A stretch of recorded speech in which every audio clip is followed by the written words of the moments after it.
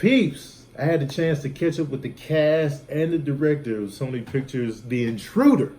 And it's available on digital platforms today for you to check out. And I had a chance to interview the cast and the director, and we had a good time. You know what I'm saying? But I had some questions of my own for them. You know what I mean? Check this out.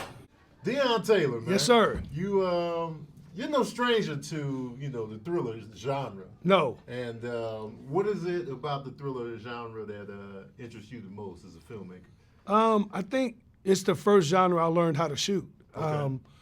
As a self-taught filmmaker, no experience. Oh, you didn't go to film school? No, not at all, man. I learned how to make a film by watching the making of on the back of DVDs, and just studying. Okay. And eventually raised my own money and made my own film 13 years ago. Wow. And the reason why I made a horror movie the first time I ever did anything was because, number one, you don't need a star when you have a horror movie. Absolutely. The monster's a star. Right. So you start playing with all those things. And what I loved about this genre is if you can do this well, you can do anything.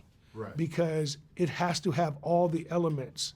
It's not just about making you laugh. Right. It's about taking you on a roller coaster ride of emotions. Yeah. So if I can make you laugh, I can make you cover your eyes, I can make you care. I've done all of those things in a horror movie. You know what I mean? And if you do it well. And there's certain movies like The Shining. It ruined my life. I was scared of Jack Nicholson. The Shining, movies like The Strangers, you know what I mean? And even when you start thinking of, how great Jordan Peele was in Get Out. Right. Just the levels. And I wanted to make a movie that could give my stamp, you know what I mean? And The Intruder was that. Like I said, man, if I get a black couple and drop them into a high-end thriller, we'll have something special. And man, I was really blessed to get Dennis Quaid, man. Independently, I wrote him a letter.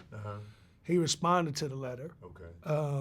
Called me on the phone and was like, I love what you wrote and I want to do this movie. That's huge. Man, it's the biggest blessing of my life, man. I was like, man, this is crazy. And for him to sign up and come do the movie and be committed was, it was unbelievable, man. Wow. Yeah. My biggest concern in this movie, and just as a person in general, this movie is about the pop-up visit.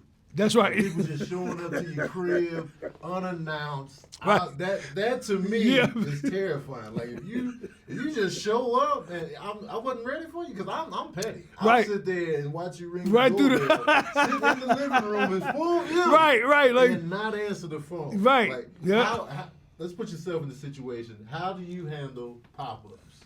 Just do what you do. Yeah. I'm like, oh, what do you want? How long is it gonna take him to leave? Yeah. Sometimes people see me and I'd be like, like, what you want? Y'all didn't ask you to come over here. Exactly. And I thought, what's fun, man, is that is actually the vein for the film. The reality is certain people react different ways to different things. Right. And what I love about the movie and the performance from Megan is she's gullible. Right. She really is. She's naive in the film, but she's naive because she has a big heart. Right. So at the very beginning of the film, you understand her character very quickly. She cares about him because she understands what he's leaving. Right. So she falls for the trap. Of course. You know what I mean? And Mike, and Mike has a completely different outlook. He like, yo, why dude keep coming over here? What's up with the pop? Yeah. And finally he confronts him. Right. And I think that's where the movie takes off. It's like when he's like, I've had enough. And he's more of the Straw Dogs character where he's a millennial. Yeah. See, that's the thing that I thought was cool too. Dennis is like a man's man. Right. He's a hammer and nail guy. You know what I mean? I built this car, built that thing. And Mike's more like guys today where it's like, oh, yo, man, my phone, I can look up anything on Google. I had somebody bring me some food. Yeah, and this dude's hunting. Yeah. And I said, man, look at the dynamic of all of them. And hey, man, when you put the trio together, you get a bomb, man. Here we go. It's great, man. Yes. Dope to see, yes, man. Thank you so much. Thank you for the time. Appreciate it, man. Inspired, and by the way, man, he got some J's, some ones on in here, man. He's trying to come in here and show off, man. Get out of here. Okay, to the camera here. Yep. Tony from Sony. Tony from Sony. I didn't say that. Tony from Sony? Seriously? Yeah. My man. That works. So The Intruder. as actors, being in a thriller where you play a range of emotions, Yeah. is it more rewarding for you guys as actors to be in a thriller where you can show the complete range of, oh, everything's gonna be fine, you're holding on to the past, and Yeah. then you're terrified, you're Yeah. crying.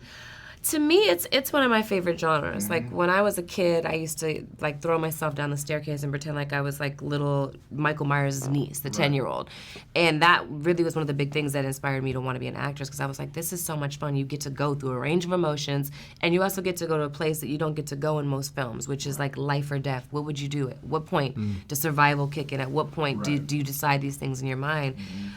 So for me, it's. I love a good thriller, and I'm always like, do I get to get stabbed, or like, do I, like, what's gonna happen? Am I gonna get possessed, or like, I just love it. So I get it. I get it. For me, this was, Scott is not like anybody I've ever played. He's kind of the anti-hero, right? He's not, he's not like sexy. He can't dress. I don't know how he got Annie, other than being somewhat intelligent. He's kind of silly. He's not the moral compass of the piece. Right. This was something that Dion and I talked about, and he really wanted me to kind of go in a different direction, and I really respected that and I appreciated that, and so it was fun, because he was like, I don't want you to be Ely. I was like, okay. Yeah. Now we can play, and that was fun, and like Megan, I think it's much more rewarding to be able to kind of see a character go from one place to another place, from like 1 to 10, and 10 being your life is on the line. Absolutely, absolutely. Here's a question for me, because this movie, to me, the most terrifying thing for me is the pop-up visit. I don't like pop-up visits in real life. And that, Dennis Quaid is just popping up, showing up. For me, I'm like, yo, I need you need to text me, give me a heads up, because if you just show up at my house and ring the doorbell, I will sit in the living room in plain view of you and not even answer the door. Because you didn't give me the heads up. How do you guys handle pop-up visits in real life? I get tense. Yeah, I don't like that. I get tense. And we have a like gate violation. for that very reason. You know what I mean? We have a gate for that very reason. So it's like, I can see who's there and whether or not it's time to answer the door. Because I don't, before we had the gate, people could just walk up to the front door. And that would drive me crazy. That would drive me crazy. I can't stand that. And every time the doorbell goes off, I'm like, did you? I'm not expecting. You expecting something? Because we didn't talk about that. It's we said something that your house is your sanctuary. Absolutely. It really is. And when you're not expecting like the doorbell, sometimes I've like wanted to like go off on Amazon. Oh yeah. Because I'm like, normally they do the soft. Just leave it there, man. Just leave it there, man. It's cool. They barely knock though. They'll do this, a light knock, and then jump. Sometimes I had someone from Amazon like ba ba ba, and I was like, "What is happening?" I was so freaked, and I was asleep too. They woke me up. You gonna get this package? You gonna sign for this package? All right. No, have you guys ever been to Popper though? Have y'all ever popped up? Are you undefeated? I used to pop up my godfather's house a lot. But then when he had kids, well, he had other kids, but when he had his last kids, my godmom built a gate. She was just like, no. Like, not towards me, but so many people were just like popping up. Because his house had been that house where everybody popped up. And she was like, nope, not anymore. The lesson learned, man. No pop-ups. No pop-ups. The audacity of the pop-up. That could be the name of it. The audacity of the pop-up. The audacity of the pop-up. Take the chance if you want to. Yes, the audacity of the pop-up.